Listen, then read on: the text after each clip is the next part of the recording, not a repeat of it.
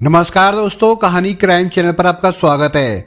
दोस्तों, आज की हमारी जो क्राइम की कहानी है वो है देश की राजधानी दिल्ली से। तो चलिए दोस्तों, शुरू करते हैं क्राइम की इस सच्ची कहानी को। 15 फरवरी को देवेंद्र मोहन शर्मा की छोटी बेटी प्रियंका शर्मा एक अनजान बीमारी का शिकार होकर मौत के मुंह में समा गई। वो कमजोरी और बदन दर्द की शिकायत करती रही। अपने शरीर और मस्तिष्क पर उसका कोई कंट्रोल नहीं रहा। करीब 15 दिन तक चले इलाज के दौरान वो निढाल हो गई थी। आखिर तक डॉक्टर समझ नहीं पाए कि उसको रोग क्या था। वो जीबी सिंड्रोम समझकर उसका इलाज करते रहे, यानी ऐसी विकृति जिसमें शरीर की प्रतिरक्षा प्रणाली तंत्र के कुछ हिस्सों पर हमला करती है। इससे कमजोरी या पैरों में झुंझुनी होती है जो हाथों और शरीर के ऊपरी हिस्सों में फैलती जाती है। इन लक्षणों की तीव्रता बढ़ने पर व्यक्ति अपनी पेशियों पर कंट्रोल खो देता है और उसे फालिजा मार जाता है। चिकित्सक दृष्टि से ये गंभीर हालत है और मरीज को सांस लेने के लिए वेंटिलेटर पर रखा जाता है। अधिकतर लोग जीबी सिंड्रोम से उभर आते हैं, मगर प्रियंका के केस में ऐसा नहीं हुआ। वो दर्द से तड़पती हुई मौत की गोद में समा गई। 21 मार्च को देवेंद्र शर्मा की पत्नी अनीता शर्मा की मौत हो गई। अनीता शर्मा में भी वैसे ही लक्षण उभरे जैसे कि प्रियंका में दिखे थे। मात्र 4 लोगों के छोटे से परिवार में 2 सदस्यों का अंतिम संस्कार करने वाले देवेंद्र शर्मा का दुख अपनी पराकाष्ठा पर जा पहुंचा जब उनकी बड़ी बेटी और आरोपी की पत्नी दिव्या अरोड़ा वैसे ही लक्षणों के चलते कोमा में चली गई। खुद देवेंद्र शर्मा अपने शरीर में भर गए जहर को निकालने के लिए इलाज करवा रहे थे। फिलहाल जहर के असर से उनके सिर के बाल झड़ चुके हैं और उनके पैरों में तेज दर्द की शिकायत है। देवेंद्र शर्मा के घर में काम करने वाली मेड भी इन्हीं लक्षणों से ग्रस्त है और उसका भी राम मनोहर लोहिया अस्पताल में इलाज चल रहा है। देवेंद्र शर्मा की 27 साल की बेटी प्रियंका शर्मा को जब खराब हालत की वजह से 1 फरवरी को अस्पताल में दाखिल करवाया गया था, तब ना तो परिवार वालों को और ना ही डॉक्टरों को इस बात का जरा भी अंदेशा हुआ कि उसे जहर दिया गया है। राजेंद्र पैलेस स्थित बीएलके सुपर हॉस्पिटल में 15 दिन तक वो दर्द के मारे छटपटाती रही। डॉक्टरों ने उनके सारे टेस्ट कर दिए, मगर उसकी बीमारी नहीं पकड़ पाए। एक खुशमिजाज और पढ़ाकू और बेहद सुंदर लड़की जिसने दिल्ली के नामी जीसस एंड मेरी कॉलेज से बीकॉम कर लंदन से न सिर्फ मास्टर डिग्री ली थी बल्कि वहां टॉप भी किया था, और जो पिता के दवा निर्माण के बड़े कारोबार में हाथ बटा रही थी, जिसके सामने उसका खूबसूरत भविष्य खड़ा था और जिसकी शादी के लिए देवेंद्र शर्मा एक होनहार काबिल दामाद ढूंढ रहे थे, वो अचानक दुनिया से चली गई। उसकी मौत का कारण पता नहीं चला और देवेंद्र शर्मा ने अपनी बेटी का दाह संस्कार कर दिया। प्रियंका की मौत के 2 दिन पहले यानी 13 फरवरी को प्रियंका की बड़ी बहन दिव्या भी अपने ससुराल में बीमार पड़ गई। उसके पूरे बदन में तेज दर्द उठने लगा और सिर के बाल बुरी तरह झड़ने लगे। देवेंद्र शर्मा को पता चला तो वे बड़ी बेटी के ससुराल उसे देखने पहुंचे। दिव्या की हालत नाजुक थी। उनके दामाद वरुण ने उन्हें बताया कि उसका इलाज चल रहा है। देवेंद्र शर्मा पर तो आफत का पहाड़ टूट पड़ा। इधर 15 फरवरी को छोटी बेटी प्रियंका की मौत हुई और 24 फरवरी को उनकी पत्नी अनीता के शरीर पर वैसे ही लक्षण दिखने लगे जैसे प्रियंका और दिव्या के शरीर पर थे। 4 मार्च को देवेंद्र शर्मा ने अपने दामाद वरुण के साथ पहले दिव्या को सर गंगाराम हॉस्पिटल में भर्ती करवाया और उसके बाद 6 मार्च को उन्होंने अपनी पत्नी अनीता को भी इसी अस्पताल में एडमिट करवा दिया। दिव्या की हालत में कोई सुधार नहीं हुआ और वो धीरे धीरे कोमा में चली गई। इधर अनीता शर्मा के सिर के बाल ऐसे उड़ गए जैसा कैंसर के मरीज में कीमोथेरेपी के बाद गंजापन दिखाई देता है। यही नहीं, सिर पर घने बाल रखने वाले देवेंद्र शर्मा को भी अपने बाल झड़ने का एहसास होना शुरू हो गया था। साथ ही उनके पैरों में तेज दर्द उठने लगा था। अपने दर्द को सहते हुए देवेंद्र शर्मा हॉस्पिटल में भर्ती अपनी पत्नी और बेटी के लिए दौड़ भाग करते रहे। हॉस्पिटल में अनीता शर्मा की तबीयत लगातार गिरती जा रही थी। 13 मार्च को जब वो आईसीयू में चली गई तब सर गंगाराम के डॉक्टरों ने उनके शरीर में पॉइजन टेस्ट करवाया। देवेंद्र शर्मा कहते हैं, जब मेरी पत्नी में किसी रोग के बारे में पता नहीं चला तब डॉक्टर ने टेक्नोलॉजिस्ट से सलाह करके पॉइजन टेस्ट करवाया, जिसमें 16 प्रकार की जहर की जांच होती है। इस टेस्ट में उनके खून में थैलियम की भारी मात्रा पाई गई। मेरा और मेरी बड़ी बेटी जो कोमा में है उसका भी यही टेस्ट हुआ और उसके शरीर में भी थैलियम की बहुत बड़ी मात्रा पाई गई। मेरी पत्नी के शरीर में थैलियम की मात्रा 4000, बेटी के खून में 7800 और मेरे खून में 800 के करीब पाया गया। अनीता शर्मा के शरीर में जहर की पुष्टि तो हो गई, मगर तब तक बहुत देर हो चुकी थी। डॉक्टर उनको बचा नहीं पाए और 21 मार्च को अनीता शर्मा की मौत हो गई। देवेंद्र शर्मा कहते हैं, हम तीनों के खून में थैलियम नामक जहर मिलने से ये तो साफ हो गया कि हमारे परिवार को ख़त्म करने के लिए किसी ने हम सबको जहर दिया था। मेरे एक मित्र जो डॉक्टर है और अमेरिका में रहते हैं, उन्होंने हमारी रिपोर्ट मंगवाई और देखने के बाद कहा कि थैलियम नामक जहर सब्जी, दाल या पानी के माध्यम से शरीर में नहीं पहुंचता, बल्कि इतनी बड़ी मात्रा में ये जहर हमारे शरीर में डाले गए हैं। तब मैंने पिछली घटनाओं के बारे में सोचना शुरू किया तो मुझे याद आया कि 31 जनवरी को मेरा दामाद वरुण अपने घर से हम सबके लिए मछली बनाकर लाया था। तब मेरी बड़ी बेटी दिव्या और उसके दोनों बच्चे हमारे घर पर ही थे।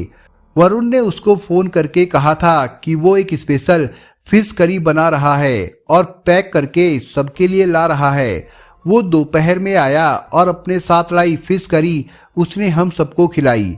मैंने, मेरी पत्नी ने, दिव्या ने वो फिश करी खाई थी, मगर तब वरुण ने अपने जबड़े में दर्द का बहाना बनाकर खुद वो फिश करी नहीं खाई थी और अपने दोनों बच्चों को भी नहीं दी। मेरी छोटी बेटी प्रियंका उस समय बाहर गई हुई थी। वरुण ने उसके लिए फिश करी बचाकर रखी थी और जब वो शाम को 5 बजे लौटी तब उसने बड़ा आग्रह करके उसे वो फिश करी खिलाई। मेरे घर में काम करने वाली मेड भी हमारे यहाँ ही खाना खाती है। कुछ फिश करी उसने भी खाई थी। यानी जिसने जिसने भी वरुण की लाई फिश करी खाई सब बीमार हो गए थे। मुझे वरुण पर शक हुआ क्योंकि वरुण की मेरी बेटी और मेरी पत्नी के साथ अक्सर खटपट होती थी। वो मेरी पत्नी को पसंद नहीं करता था, मगर उस रोज वो बड़े खुश मिजाज मूड में हमारे घर पर आया था। उस दिन उसके व्यवहार को याद करके मेरा दिमाग खटका कि हो सकता है कि उसने ही फिश करी में जहर मिलाकर हम सबको मारने की कोशिश की है। मैंने अपना शक डॉक्टर से जाहिर किया। इस बीच मेरी पत्नी की हालत बहुत ज़्यादा बिगड़ गई और उसको बचाया नहीं जा सका। उसकी मौत के बाद गंगाराम के स्टाफ ने इसे पुलिस केस बताकर इंदरपुरी थाना इंचार्ज को मामला सौंपा। अपनी बीमार सास और पत्नी को देखने लगातार हॉस्पिटल आ रहे वरुण को ये गुमान भी नहीं था कि उसके ससुर को उसके फुल प्रूफ प्लान पर शक हो जाएगा और उनका पुलिस को दिया एक स्टेटमेंट वरुण को लंबे समय के लिए जेल की सलाखों के पीछे पहुंचा देगा। देवेंद्र शर्मा कहते हैं कि हम सब बहुत खुश थे कि चलो आए दिन मेरी बेटी से लड़ने झगड़ने वाला दामाद आज इतने प्यार से खुद सबके लिए कोई डिश बनाकर ला रहा है। हम उसके व्यवहार में आए बदलाव पर खुश थे, पर हमें क्या पता था कि वो खाने के बहाने हमारी मौत का सामान लेकर आया था और उसने मेरे पूरे परिवार को ख़त्म कर दिया। इस मामले की जांच अधिकारी और इंदरपुरी थाना इंचार्ज सुरेंद्र सिंह कहते हैं, इंदरपुर पुलिस स्टेशन में 21 मार्च 2021 को सर गंगाराम अस्पताल से फ़ोन आया कि वहां कई दिनों से भर्ती एक मरीज अनीता शर्मा की मौत हो गई है और डॉक्टरों को शक है कि उन्हें जहर दिया गया है। मैंने सब इंस्पेक्टर पंकज पराशर को तुरंत अस्पताल भेजा। डॉक्टर से बातचीत हुई। अनीता शर्मा का पोस्टमार्टम करवाया गया था और इसके साथ ही देवेंद्र शर्मा की बड़ी बेटी दिव्या जो कोमा में है उसका भी ब्लड टेस्ट हुआ था। साथ ही देवेंद्र शर्मा और उनके घर में काम करने वाली बाई का भी टेस्ट करवाया गया था। सबके शरीर में थैलियम की मात्रा बहुत ज़्यादा थी। ऐसा लगता था जैसे सबको जहर के इंजेक्शन दिए गए हैं। वरुण और दिव्या की शादी 2009 में हुई थी। दोनों ही परिवारों में पैसों की कोई कमी नहीं थी। दिल्ली के पॉश इलाके में दोनों परिवारों के आलीशान कोठियां है। देवेंद्र शर्मा होम्योपैथी मेडिसिन के बड़े निर्माता है। बढ़िया कारोबार है, करोड़ों के मालिक है। इंदरपुरी इसी 3 में उनकी 4 मंजिला लगधक कोठी है। चारों तरफ से पूरी तरह किले के माफिक सुरक्षित कोठी के बड़े से गेट पर गार्ड तैनात रहते हैं। कोठी के भीतर की भव्यता, तड़क भड़क और सजावट बताती है कि इस परिवार में पैसे की रेल पेल है। वही ग्रेटर कैलाश के सबसे पॉश इलाके एम ब्लॉक 64 नंबर की 500 गज में बनी 4 मंजिला भव्य कोठी वरुण अरोरा की है। अपने माता पिता का इकलौता मगर गोद लिया वरुण इस कोठी में अपनी पत्नी दिव्या और 4.5 साल के 2 मासूम जुड़वा बच्चों के साथ रह रहा था। वरुण के पिता का रियल एस्टेट का बिजनेस था और उस कारोबार में वरुण भी अपने पिता के साथ काम करता था। पैसे की कोई कमी यहाँ भी नहीं थी, मगर वरुण और दिव्या शादी के बाद बच्चे का मुंह देखने को तरस रहे थे। शादी के 8 साल बाद अंततः आईवीएफ तकनीक से दोनों को जुड़वा संतानें पैदा हुई, एक बेटा और एक बेटी। ये परिवार अपने दोनों बच्चों को पाकर खुश था। इसी बीच 28 फरवरी 2020 को वरुण के पिता का हार्ट अटैक के चलते निधन हो गया और उसके कुछ दिनों बाद दिव्या प्राकृतिक रूप से एक बार फिर गर्भवती हो गई। वरुण ने पुलिस को जो बयान दिया है उसके मुताबिक, मैं उस बच्चे को चाहता था। मेरे मृत पिता ने मुझे सपने में आकर दर्शन दिए थे और कहा था कि वो वापस आ रहे हैं मेरी संतान के रूप में, मगर दिव्या ने अपनी माँ के कहने में आकर गर्भपात करवा लिया। उसने मेरे पिता को मार दिया। उसकी माँ मेरे घर में कलह का कारण थी। वो हमारे बीच लड़ाइयाँ करवाती थी। दिव्या बस अपनी माँ के कहने पर ही चलती थी। मेरी भावना या फिर मेरे फैसलों की उसने कभी परवाह नहीं की। उधर दिव्या के पिता का कहना है कि जिस आईवीएफ सेंटर में दिव्या को जुड़वा बच्चे हुए थे, नई प्रेगनेंसी के बाद वहां डॉक्टर से मिलने पर उन्होंने दिव्या को गर्भपात कराने की सलाह दी थी, क्योंकि इस गर्भ के कारण दिव्या के जीवन को बड़ा खतरा था। फिर उनके पास पहले ही 2 बच्चे थे, इसलिए दिव्या ने तीसरा बच्चा गिरवा दिया था। हम बच्चे के कारण अपनी बेटी की जिंदगी दांव पर नहीं लगा सकते थे। इस बात को लेकर वरुण ने मेरी पत्नी अनीता से भी बड़ी बहस की थी और इस घटना के बाद से मेरी बेटी दामाद के बीच झगड़े बढ़ गए थे। वो रात में 1:30 बजे तक अपनी माँ से गप्पे मारता था। मेरी बेटी के पास भी नहीं आता था। वो दिव्या के साथ गाली गलौज भी करने लगा था। वरुण और उसकी माँ आरोप लगाते थे कि दिव्या अपनी माँ अनीता के इशारे पर चलती है। पुलिस कहती है कि वरुण ने पूछताछ में ये बताया कि दिव्या की माँ अक्सर उसको ताने देती थी, उसको नीचा दिखाती थी, अपमानित करती थी। उसने कहा कि दिव्या ने मेरे फैसले के खिलाफ जाकर गर्भपात करवाया था, जिसको लेकर मेरी सास के साथ मेरी काफ़ी बहस हुई थी। मामले के जांच अधिकारी इंस्पेक्टर सुरेंद्र सिंह कहते हैं, वरुण ने पुलिस के सामने अपना जुर्म कबूल कर लिया है। उसके ससुर देवेंद्र शर्मा की शिकायत पर दर्ज एफआईआर के बाद हमने वरुण के घर पर छापा मारा, उसका लैपटॉप और मोबाइल जब्त कर लिया, जिसमें ऑनलाइन सर्च हिस्ट्री में जाने पर पता चला कि वरुण ने थैलियम के संबंध में काफ़ी खोजबीन की थी। वो कुछ ऐसा जहर ढूंढ रहा था जिससे व्यक्ति को पहले बीमार किया जाए और फिर धीमे धीमे मौत की ओर धकेला जाए। पुलिस कहती है आरोपी ने थैलियम के इस्तेमाल से पहले मरकरी पर भी विचार किया था, लेकिन इससे तुरंत मौत होने पर पुलिस को शक हो जाता। इसलिए आरोपी ने मीठे जहर के रूप में प्रसिद्ध थैलियम का प्रयोग किया था। वरुण ने पुलिस को बताया कि उसने मरकरी के बारे में पहले से सुना हुआ था, लेकिन इसके इस्तेमाल की उसके पास जानकारी नहीं थी। उसने इंटरनेट पर मरकरी के बारे में पढ़ा तो पता चला कि इसके इस्तेमाल से तुरंत मौत हो जाएगी। इसके अलावा यदि वो मरकरी से लोगों की हत्या करता है तो उसके असर से शरीर के रंग में बदलाव आने की संभावना भी बनी रहती है। ऐसे में सभी मृतकों की मौत एक साथ होने पर पुलिस का शक उस पर जाता। इसलिए उसने मरकरी का इस्तेमाल नहीं करने का फैसला लिया और फिर थैलियम के बारे में जानकारी जुटाई। वरुण ने बताया कि जब उसकी साली प्रियंका की मौत फरवरी में हो गई और बिना किसी शक के उसका अंतिम संस्कार कर दिया गया, तब उसे लगा कि वो बच गया है और अब पुलिस उसे कभी नहीं पकड़ पाएगी।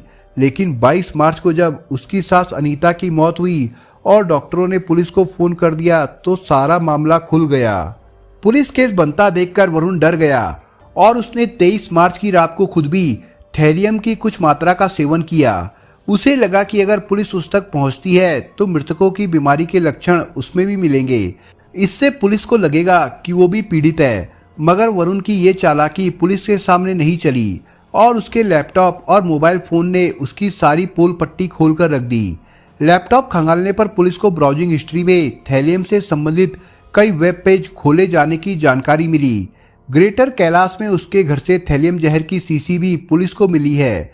जिस जगह से उसने थैलियम की खेप मंगाई थी उसका खुलासा अभी पुलिस ने नहीं किया है। थैलियम का इस्तेमाल तानाशाह सद्दाम हुसैन ने अपनी राजनीतिक विरोधियों को खत्म करने के लिए किया था। इसके साथ सद्दाम हुसैन से संबंधित किताब भी पुलिस ने वरुण के घर से बरामद की। पुलिस का कहना है कि आरोपी ने सद्दाम हुसैन से प्रेरित होकर थैलियम जहर से पत्नी और ससुराल वालों को मारने की साजिश रची। वरुण के पारिवारिक फैसलों पर अपनी राय थोपने के कारण जहां वरुण को अपनी सास अनीता शर्मा दुश्मन नजर आने लगी थी, वहीं ग्रेजुएट होने, भरपूर पैसा और शानो शौकत होने के बावजूद उसका मानसिक स्तर कितना निम्न दर्जे का है इसका पता इस बात से लगता है कि वो पुनर्जन्म और सपनों के सच होने जैसी बातों पर विश्वास करता था। यही नहीं, शादीशुदा जीवन के इतने साल गुजर जाने के बाद भी पत्नी के साथ उसका रिश्ता कभी आत्मीय नहीं बन सका था। वे दोनों इस रिश्ते को ढो रहे थे। दोनों के बीच तल्लकियां बढ़ रही थी जिसका अंजाम बहुत भयानक रूप में सामने आया। शर्मा परिवार में देवेंद्र शर्मा अब अकेले बचे हैं। अपने दामाद द्वारा खिलाए गए जहर के असर से निकलने के लिए अपना इलाज करवा रहे हैं। उनकी बड़ी बेटी दिव्या अस्पताल के आईसीयू वार्ड में कोमा में पड़ी है। वो जीवित बचेगी या नहीं इस बारे में डॉक्टर कुछ बता नहीं पा रहे हैं। वहां वरुण को न्यायिक हिरासत में तिहाड़ भेज दिया गया है। उस पर धारा 302, 307, 328, 498 और 34 के तहत मामला दर्ज हुआ है, जिसमें आरोपी को आसानी से जमानत नहीं मिलती है। वरुण के परिवार में उसकी बूढ़ी माँ उसके 4.5 साल के दोनों बच्चों को अकेले संभालती हुई घर में बिल्कुल बंद हो गई है। वो गहरे सदमे में है और मीडिया से बात तक नहीं करना चाहती है। दोस्तों, इस कहानी के बारे में आपके विचार क्या है हमें कमेंट बॉक्स में जरूर बताएं। और दोस्तों, अगर आपको हमारा काम पसंद आया हो तो वीडियो को लाइक शेयर जरूर करिए। और अगर आपने अभी तक चैनल को सब्सक्राइब नहीं किया हो तो जाने से पहले चैनल को सब्सक्राइब जरूर करिए दोस्तों। धन्यवाद।